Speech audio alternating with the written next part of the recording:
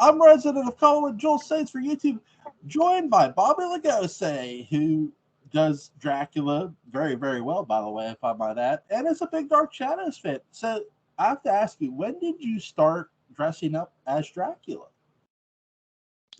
Honestly, it's been a few years now. It's really when so when I started going to horror conventions, this is when I started doing it. And then my friend, he does a haunted house in his backyard, so I started being Dracula there. And then it just kind of grew and grew. Yeah. Did did you go to like other haunted like places like that like haunted attraction areas and like go there like unexpectedly, like surprise people?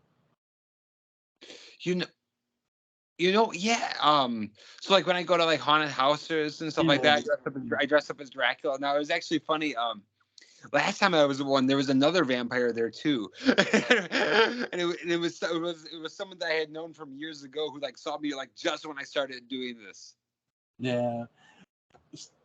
So what's your there's a lot of Dracula movies. What's your favorite one? Oh, the original with Bela Lugosi. Yeah. He's now have you seen Mark of the Vampire?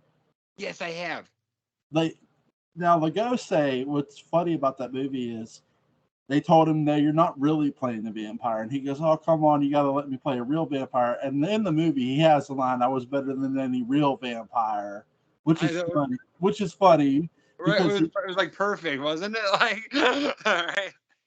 it's like, I'm thinking, let me get this straight. You have Bela Lugosi in your movie, and you have him dressed up as a vampire, but he's not really playing him. That's crazy. Right? And I understand he thought it was ridiculous. Like,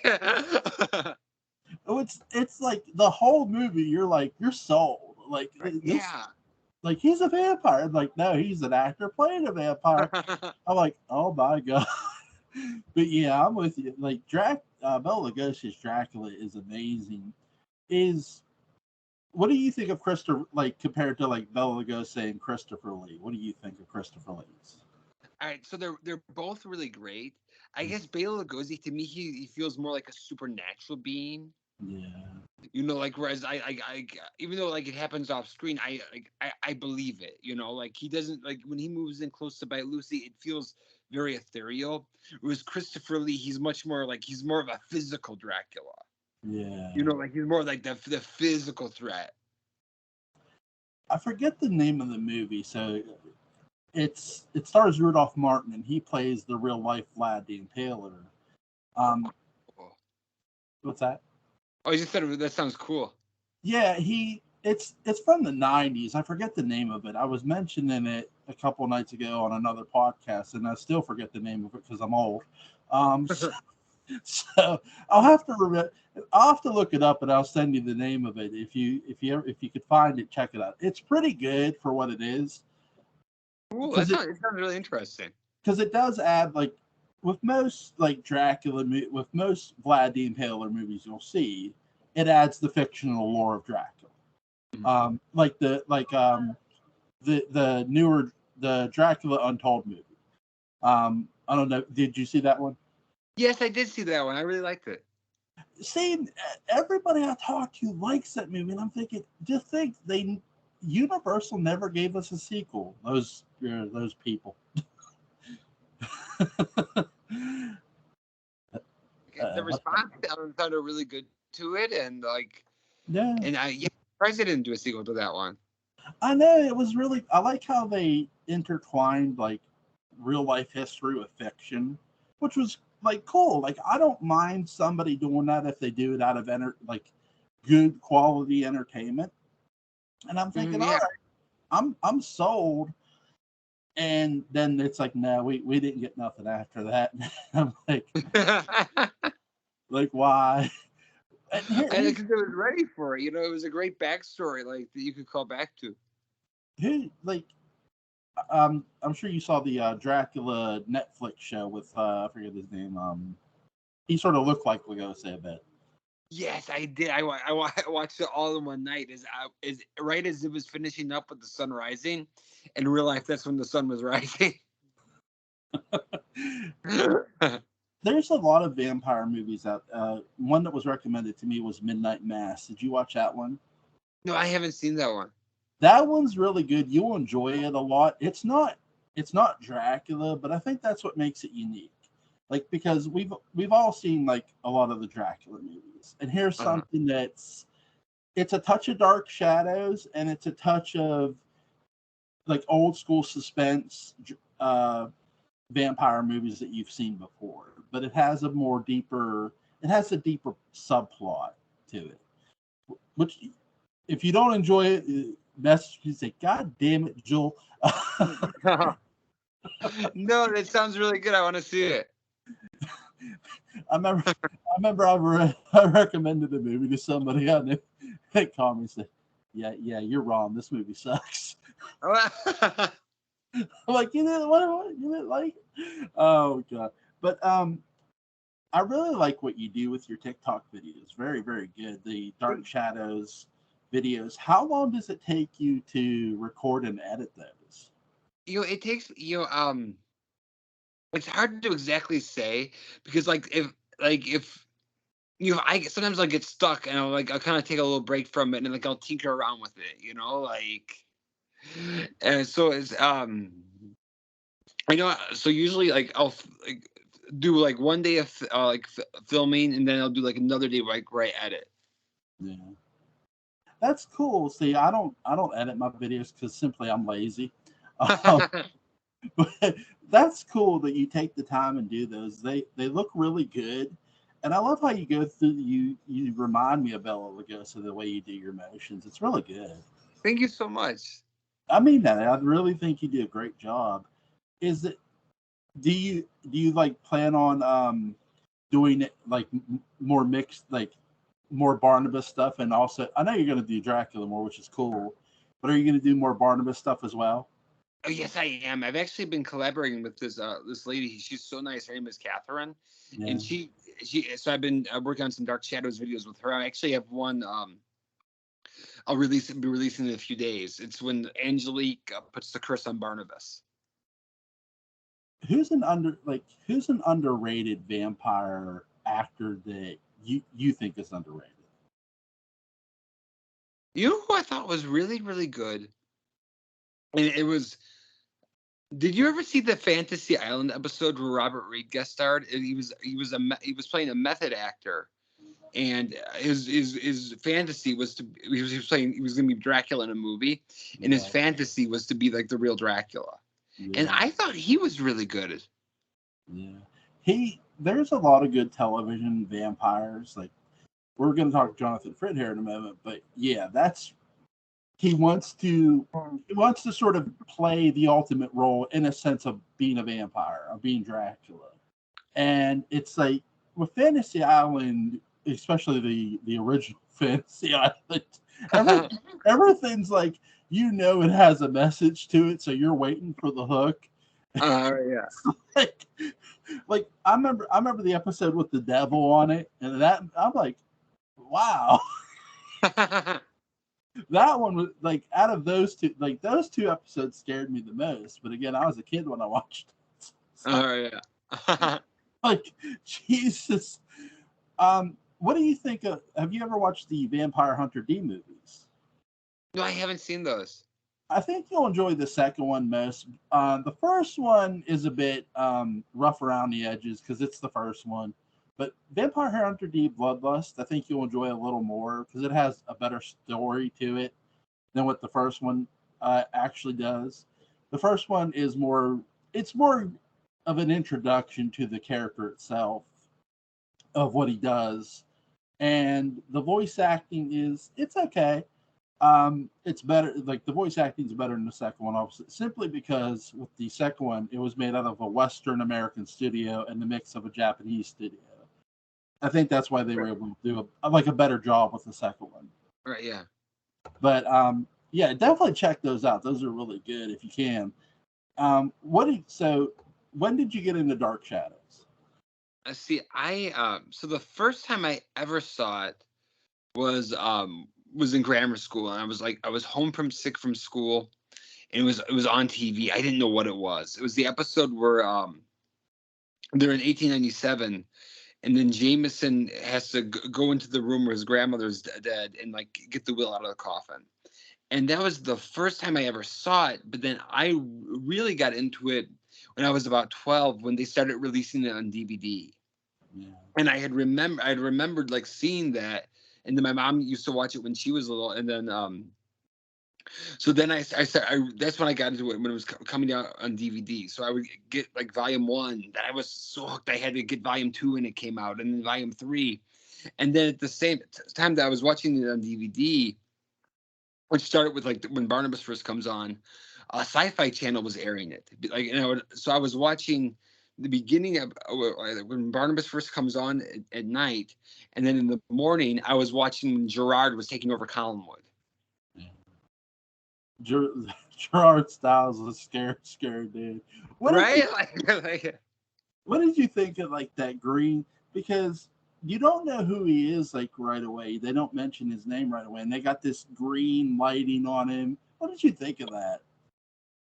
I really like that. You know, when Dracula was on Broadway originally with Bela Lugosi, they used to do a green spotlight on him. Yeah. So it's like really, I like the look of it. It gives it that creepy look without him, because that's the thing. Like, James Storm doesn't have any lines as that character right away. It's sort of like the way Quentin was, and he's just looking at you, but it's this creepy, dark look, and that lighting just like brings it out too. But then I like there's a scene where he's with Julia Hoffman, and he doesn't. You can't hear words come out of his mouth, but he mouths something. And I think he just mouths his name, really, to let her know what his name is. And it's Gerard Styles.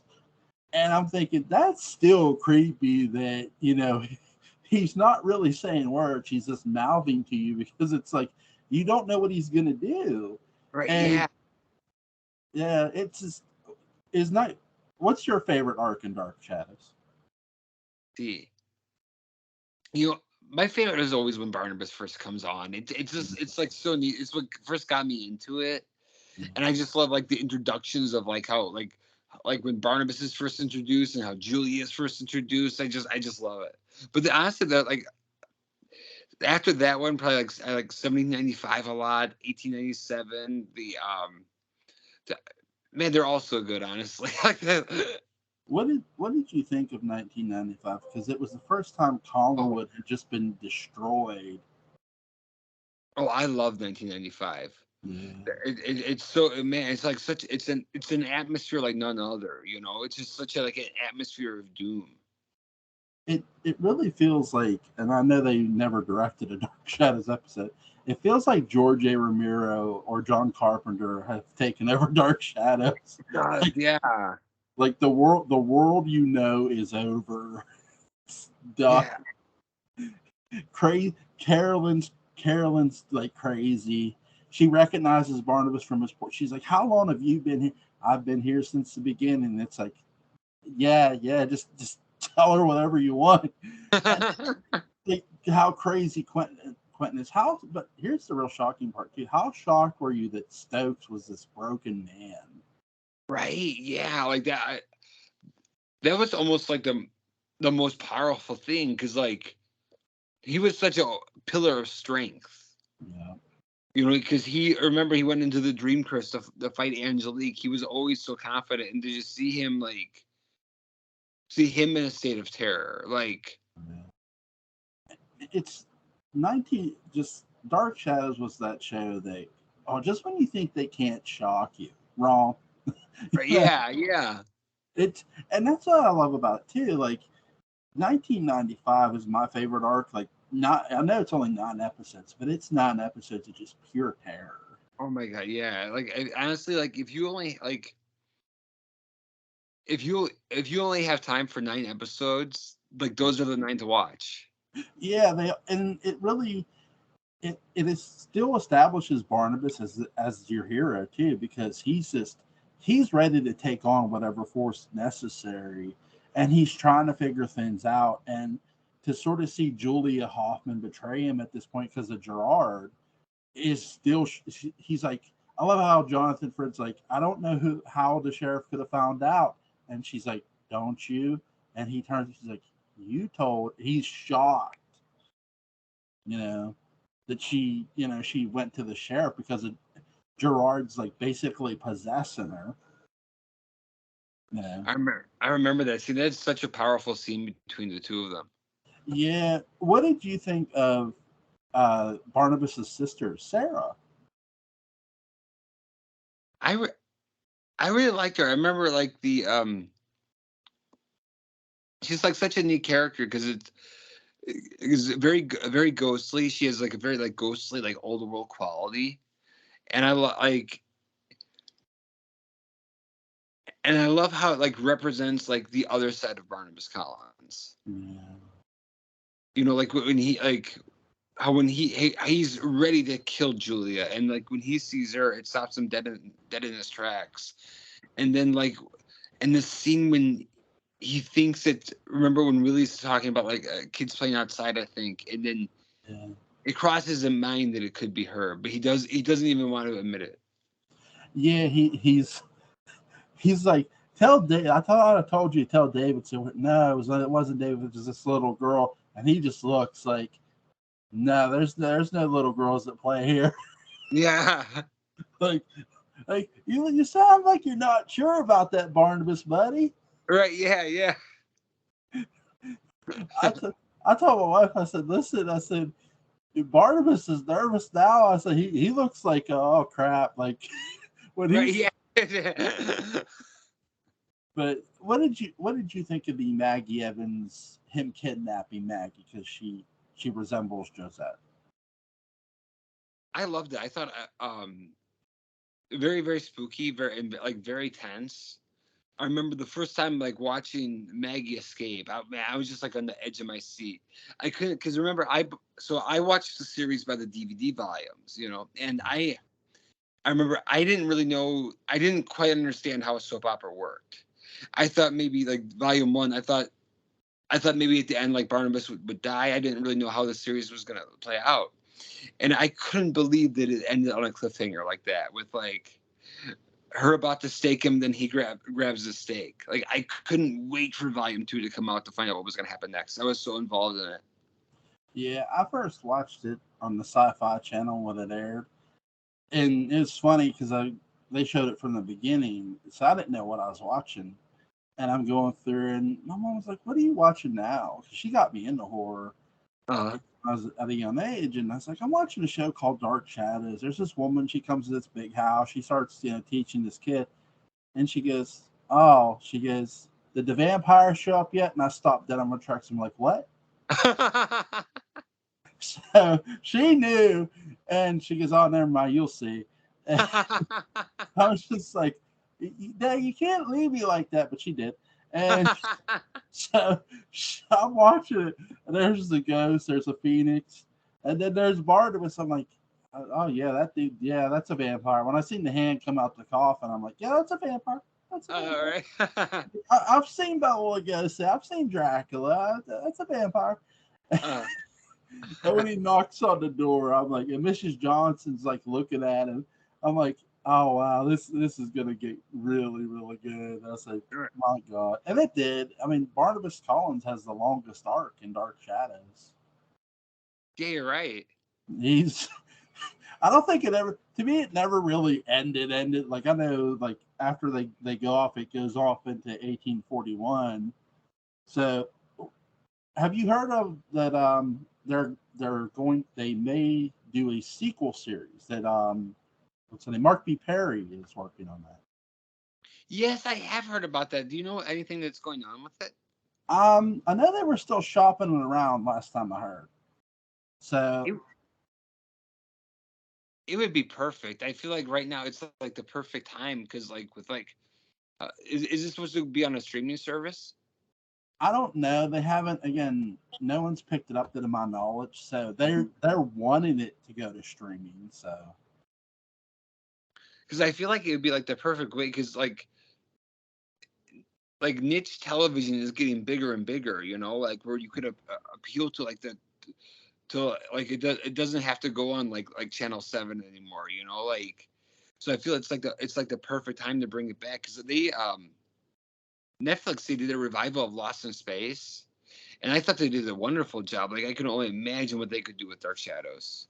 Somebody said to me, like, because they watch stuff on streaming as well, and I have like streaming channels too. And they said, "What's the best thing to do? Just to watch it on stream?" I said, "Okay, watch it on your watch. Okay, take the show you like if it's on your streaming service and watch it. Yes, but go to whatever store they're selling the Blu-ray at and buy the DVD. And here's why: in case they take it off." Yeah. like that way you own the DVD. Right, yeah. This is what always like concerns me about the streaming service, because I still have like physical media too. Like, I Yeah. like owning it. Yeah, it's like streaming service is nice, but don't go completely away from physical media, because if you trust the streamer too much, here's what it'll be: that show you're watching, oh, they'll take it off. It's not about whether you like it or I like it. If not enough people's watching something, they'll just take it off. And it's like, no, bring that back. Right, yeah. And then you know if you don't go out and buy the physical copy, it's like, oh crap. Right, yeah, yeah. So I think that's the thing. Like, to me, go out and buy the physical copy too. That way you have it. Exactly, because you never know, like. Yeah. What's the most shocking moment in Dark Shadows for you? I think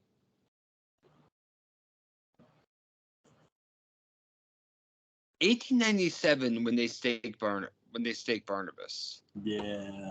That one, honestly, that one, the whole thing, like, once that one shocked me, because like as it was going along, it seemed like it was like kind of repeating like 1967 to Collinwood, like how he was like came as a cousin from England. So like when it started veering from that, when people like started like searching for him, when when he got staked, and then when he came back, like that shocked me. Like it was such an unpredictable storyline. How shocked were you that basically him and Angelique have an alliance in 1897?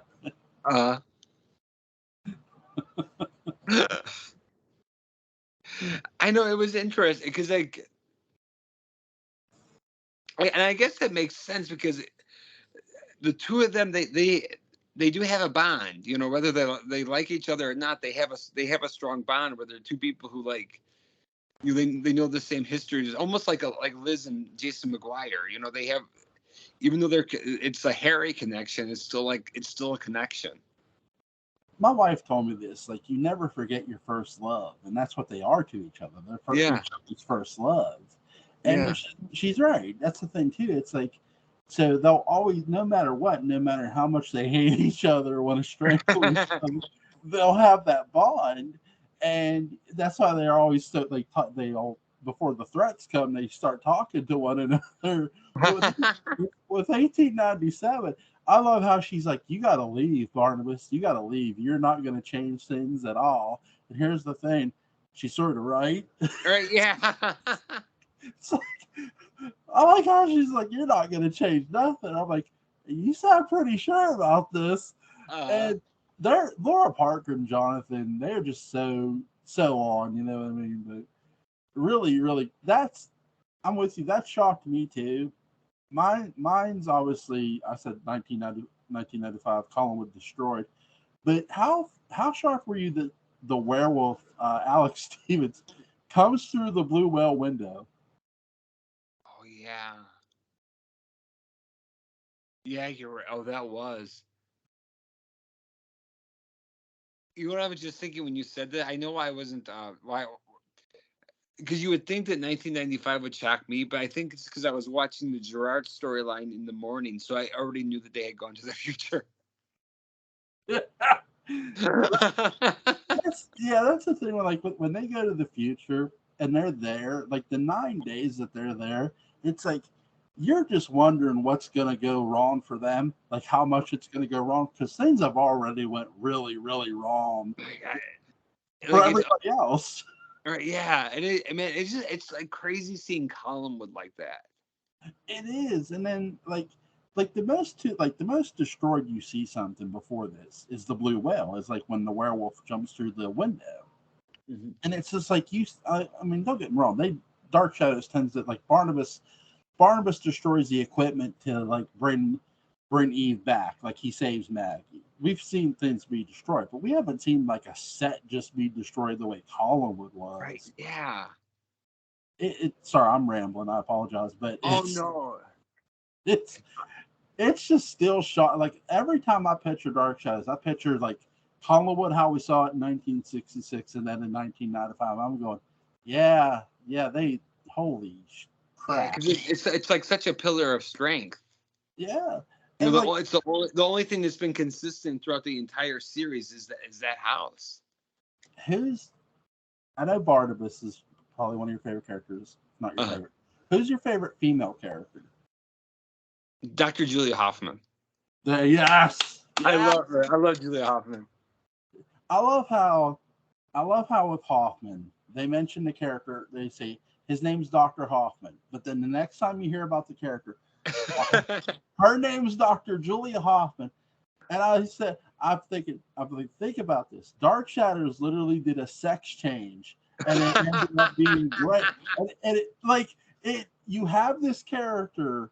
They got the cast Grayson Hall, and because we get Grayson, we're gonna get Sam Hall, her husband. So right here, like how great is that? Right? Like they got 2 for 1, you know? Right? But I like how she's, and a friend of mine, John Philip Betancourt, he wrote The Return of Dark Shadows, a blog. He was watching Dark Shadows today, and he showed me the video of when she slaps Cassandra / Angelique, and I was like, yeah, that's a great scene. Oh my, it's so like it's just how strong Julia is, you know, like because Angelique she could like wipe her out like that, but Julia doesn't care. Here's a fun question for you: if you could take any fictional character from another franchise and bring them to the world of Dark Shadows, who would it be?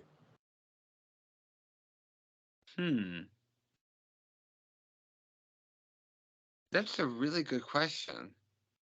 Because as much as I love Dracula, you almost well, I wonder what Dracula would be like in Dark Shadows. I almost feel like I wonder how the Invisible Man would be in Dark Shadows. Yeah. Because that's the one character. Because like as much as I love Dracula, they already have vampires. Whereas the Invisible Man, that'd be something that like they didn't have.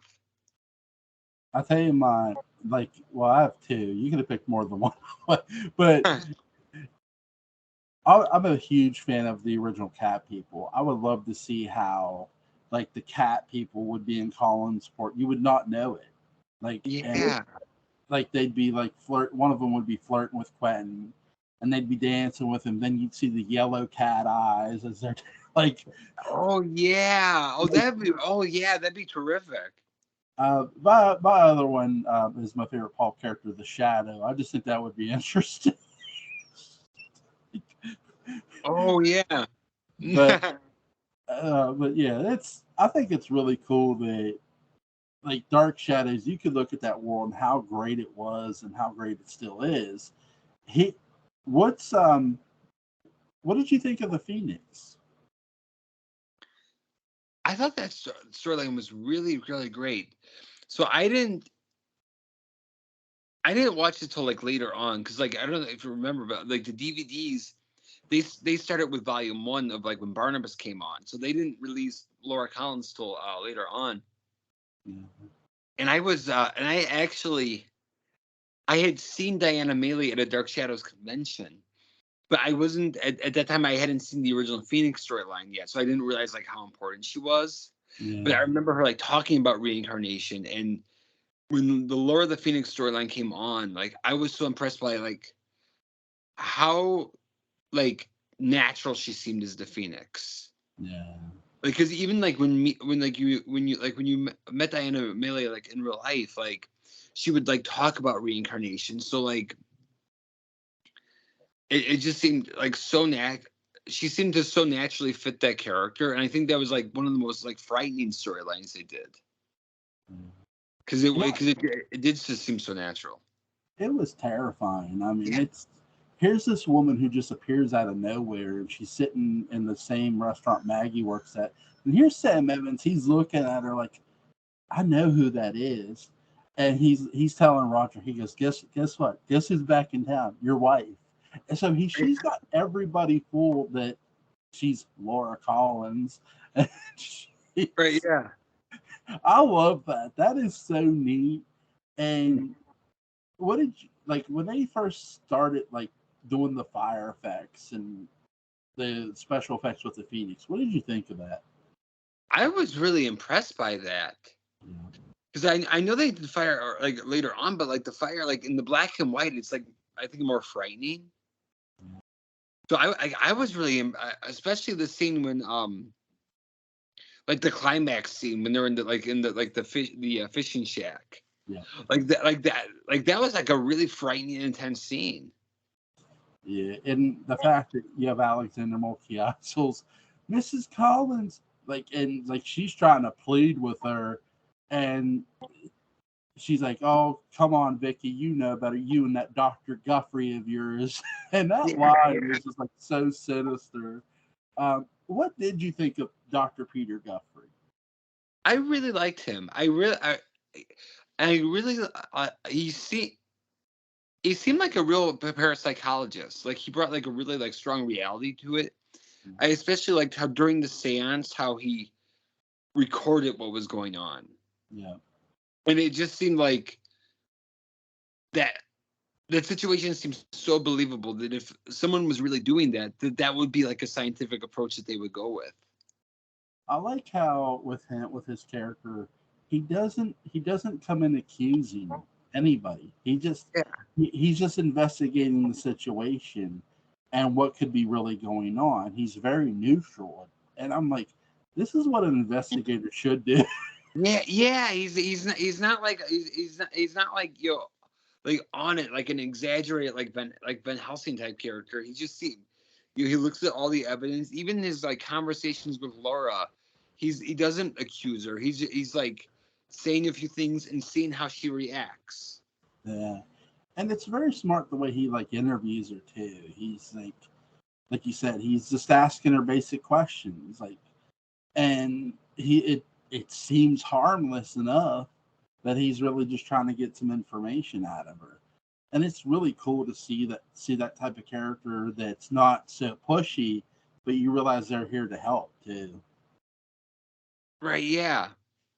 What did you so everybody's favorite con man, Jason McGuire. What did you think of him and Willie Loomis? Oh, I loved them together. They were like even like the way their voices went together was perfect. They just like were like such a like I wish there was. It's actually kind of wild when you think of how like little they're actually together because so quickly he goes with Barnabas. But I thought Jason and Billy were like perfect together. Like they're like the way their personalities clashed. They're a joy to watch together. You know. Every time when Jason comes down from Willie's room, and he goes, did anybody see Willie? Did Mrs. Johnson or Carolyn? And Liz is like, no, because somebody broke into this house last night. And Liz stands right up, and I'm like, oh crap, because it was Barnabas who took Willie's clothes.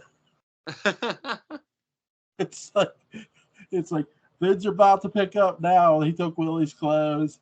And then you see Willie. Willie comes into Blue Well Bar. He looks half dead. He just sits down. He wants a drink.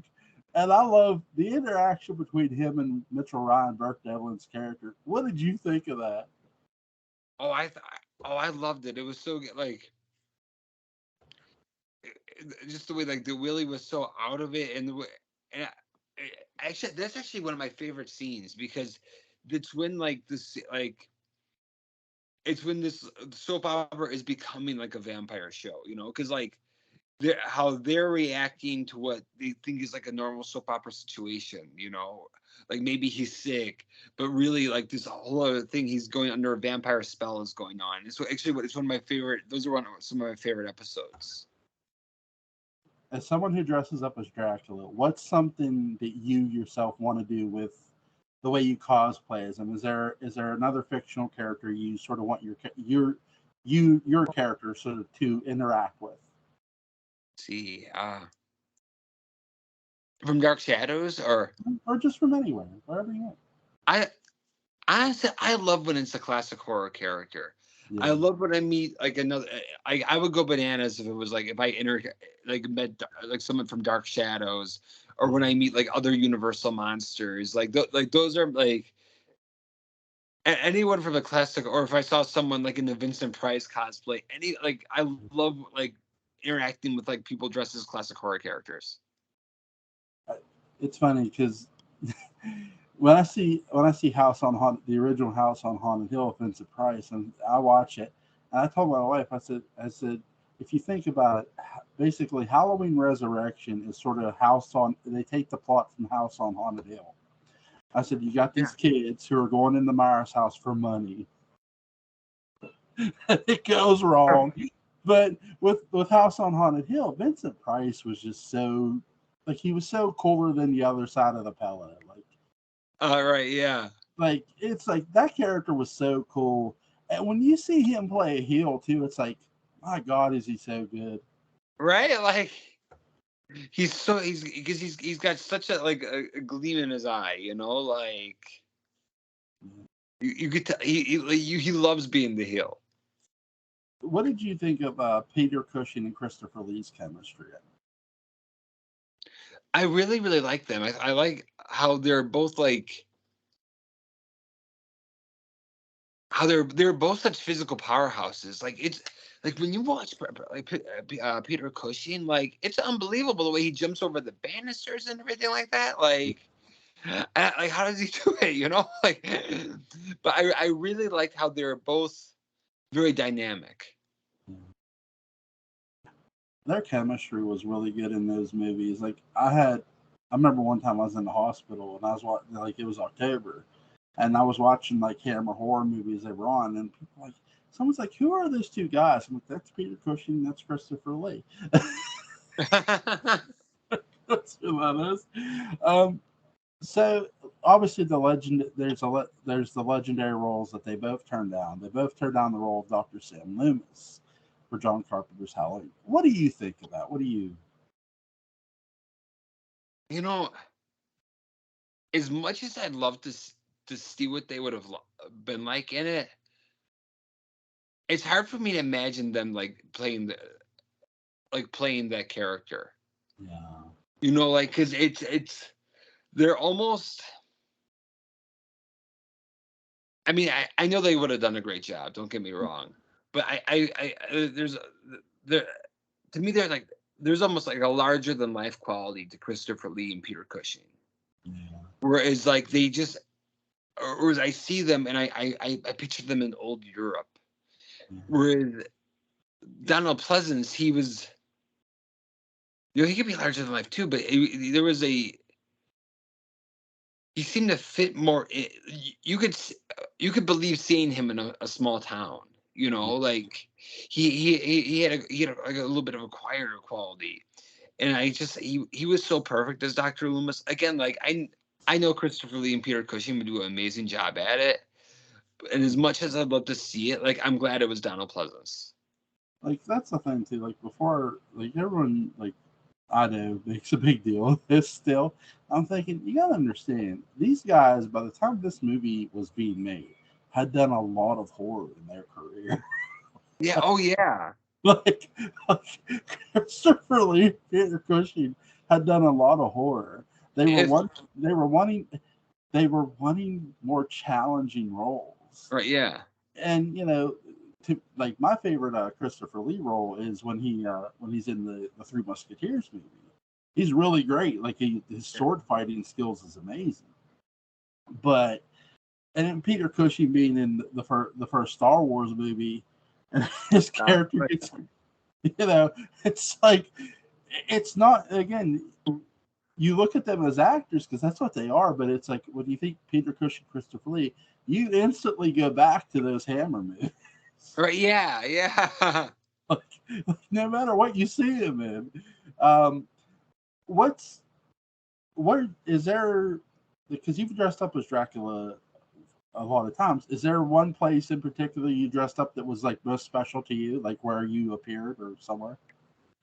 Um, I really like doing it for my friend's haunted house. Like Yeah. that's because like the way that they usually do it is I'll be up front and I'll take photos with people. Um, I have like a coffin set up, and it's like almost like like when you go see Santa Claus, how you take a picture with Santa. It's like the same setup but with Dracula, and it's so neat because like a lot of the parents, they know what I'm doing.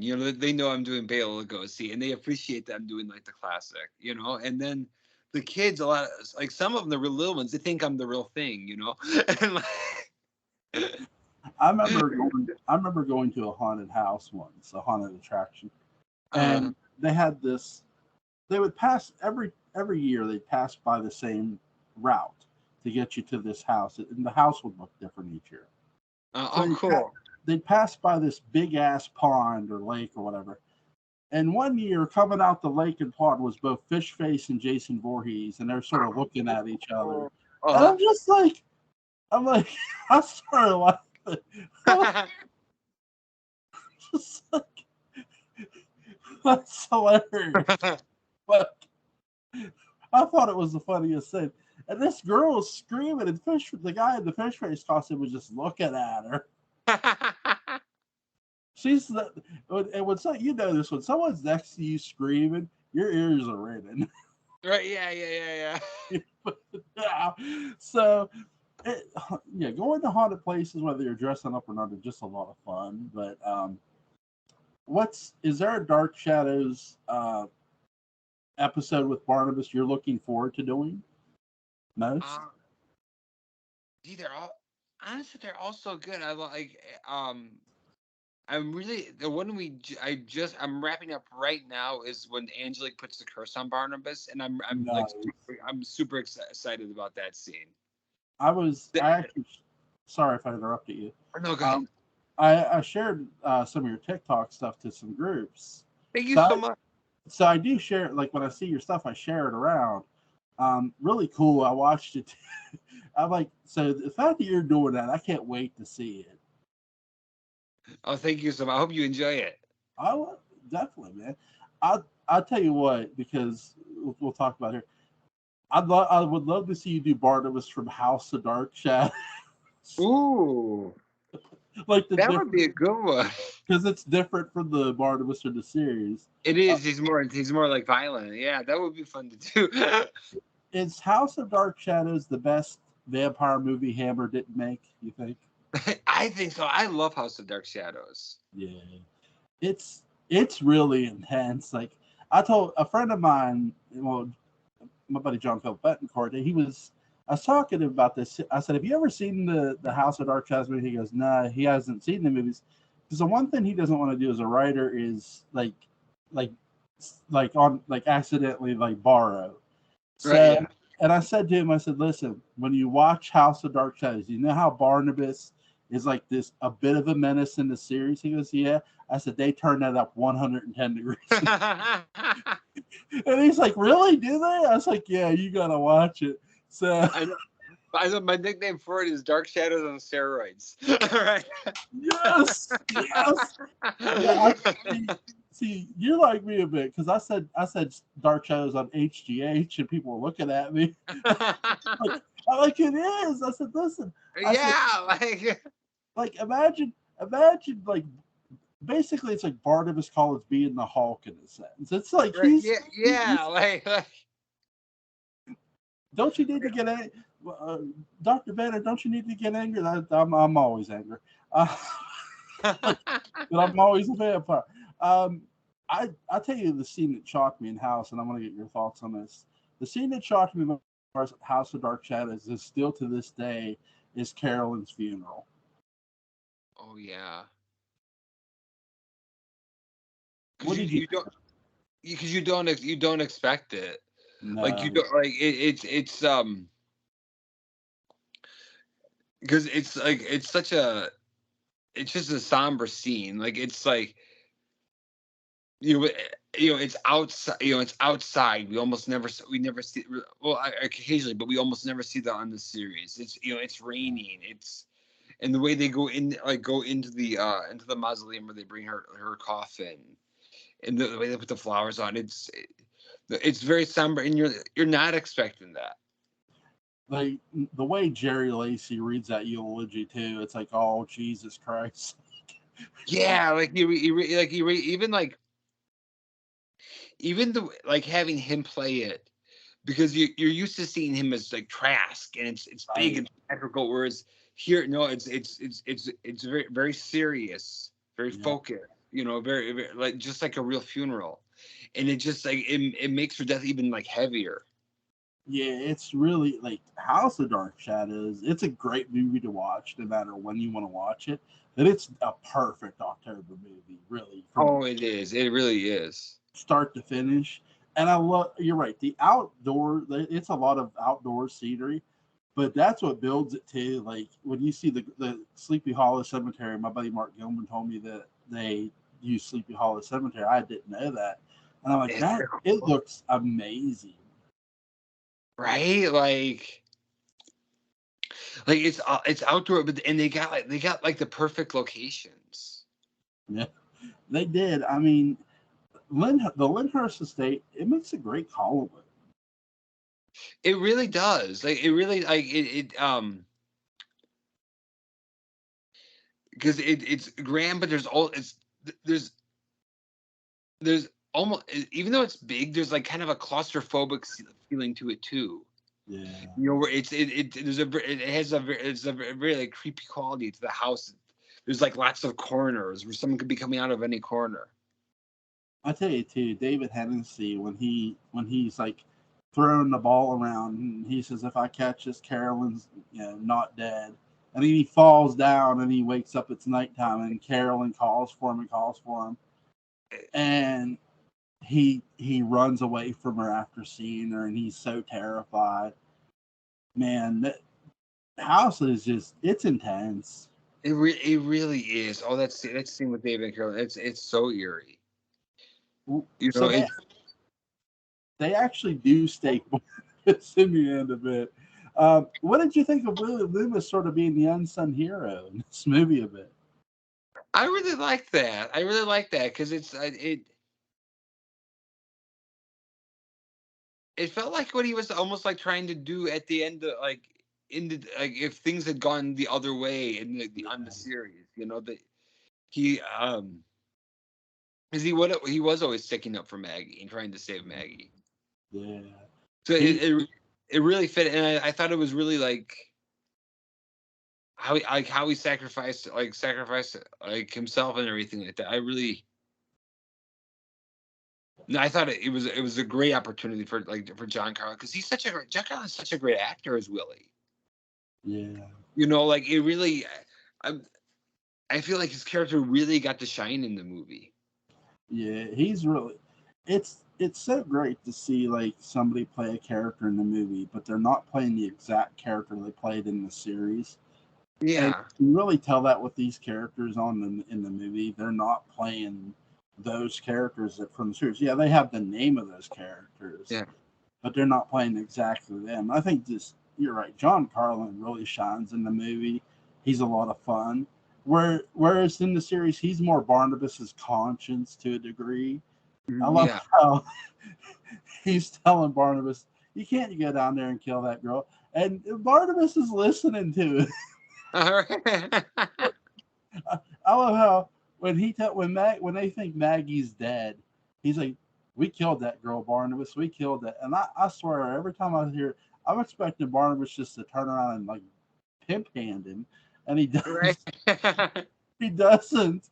And I'm thinking, see, you feel guilty now, don't you? But yeah, really great scenes. I know you said you have you're doing the where Barnabas gets turned into a vampire next, which is cool. Is that that's your next video? You said. Oh yeah. Okay. Is there anything you want to add before we get? Let's see.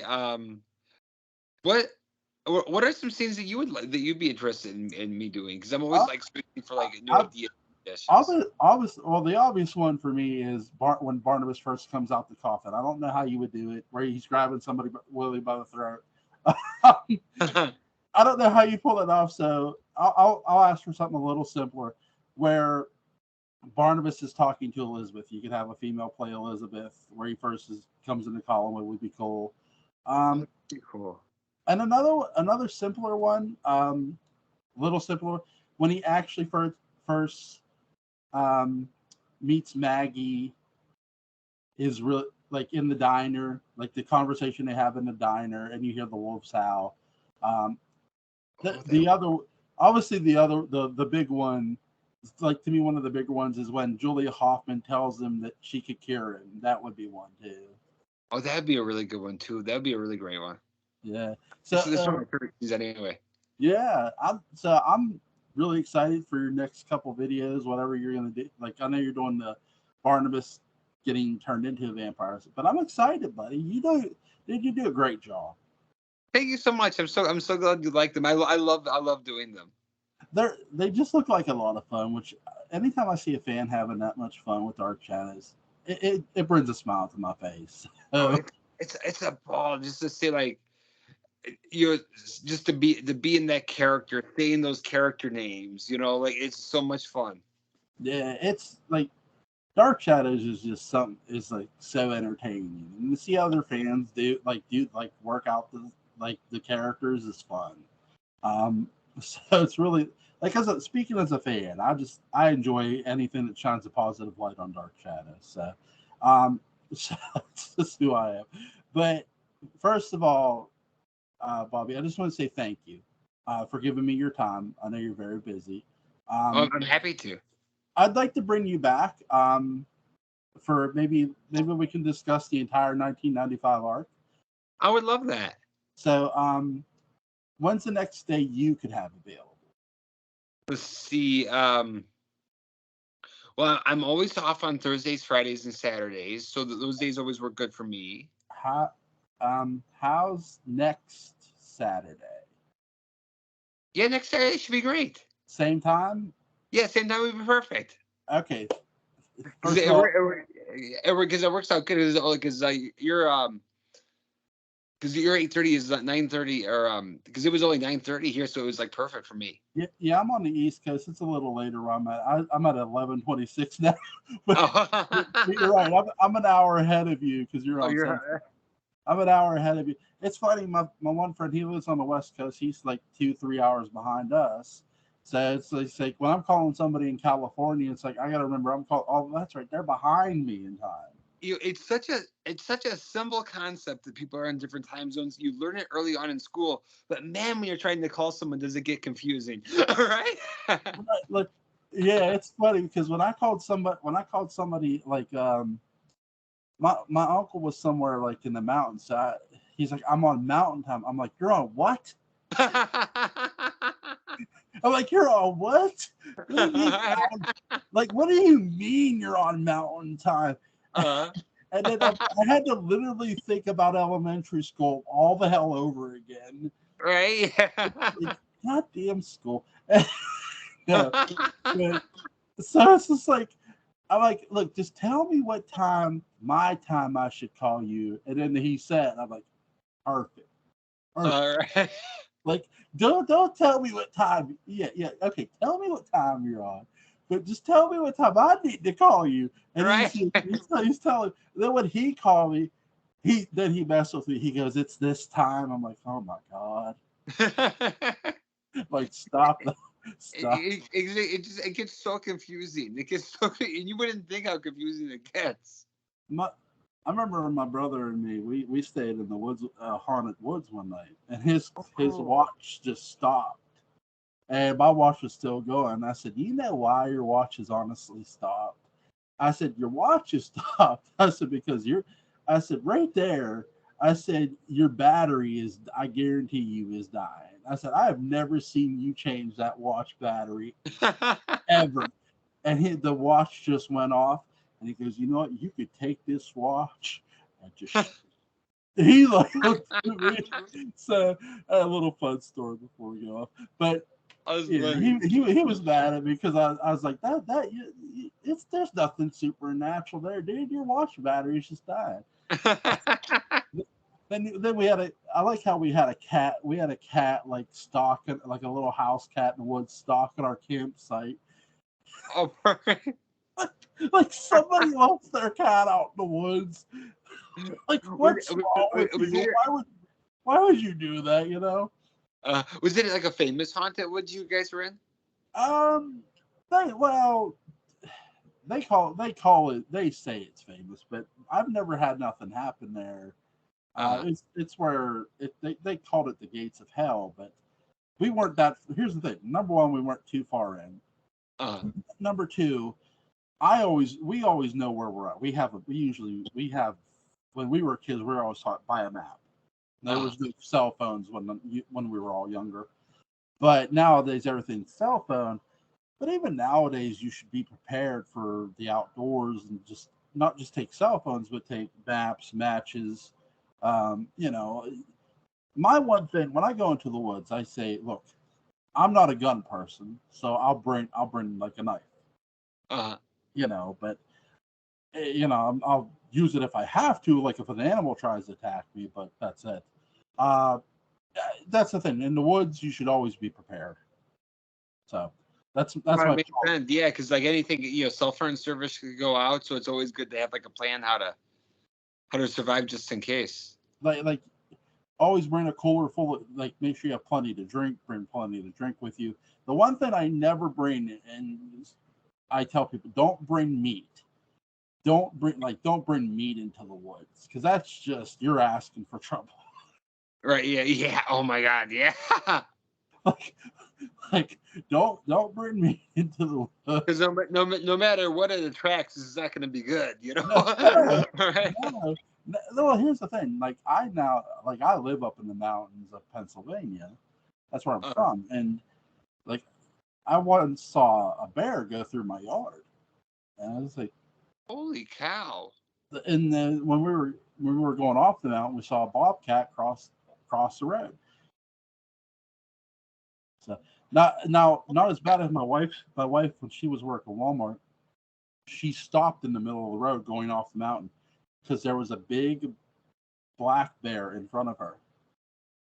Wow. There was a truck behind her honking its horn at her. My wife couldn't go around this, and it was that big.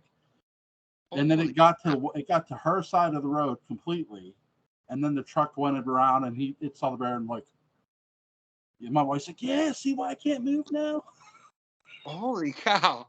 She got to work. She calls me. She goes, "What is wrong with people?" She goes, "Why do people drive like crazy people?" She goes, "You know what I saw coming off the mountain?" I'm like, "No." She goes, "A big black bear." Wow, that's crazy. You see, I don't have anything like that where I live. God bless you, sir. What we get is an occasional squirrel. See, here, the most I've seen a bear. I've never seen. I've only seen a bobcat cross the road, but that's when I was in the car. The most I've seen here, I've seen snakes, but the most you see here in Pennsylvania is you see a lot of groundhogs, and they're always trying to cross the damn road. It's why are you trying to cross a major highway? It's but first of all, again, thank you, Bobby.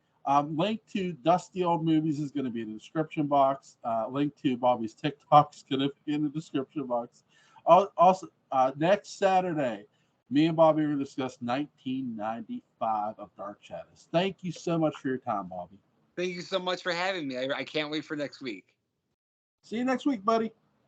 All right, sounds great. See you next week. Bye. Bye.